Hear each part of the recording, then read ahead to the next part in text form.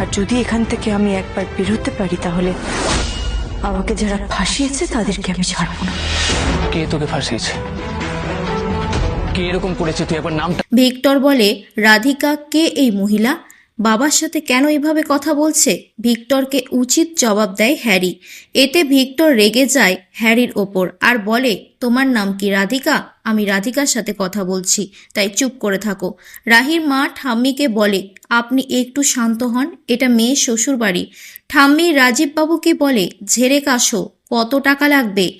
আমি যেখান থেকে পারি এদের টাকা দেব। আমরা বাড়ি ঘর সব বেচে দেব, ফুটপাতে বসে রাত কাটাবো, তবুও আমার নাতনি একটা রাত্রির জন্য জেলে কাটাতে দেব না। কত টাকা পেলে তোমরা কেসটা তুলে নেবে?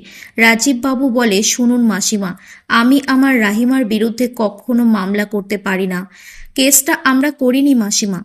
ঠাম্মি তখন বলে, কি ন্যাকা ন্যাকা কথা, কেসটা ওনারা করেননি। এত বড় কোম্পানি, তার মালিককে, এত এত কর্মচারী, কার কর্মচারী এরা?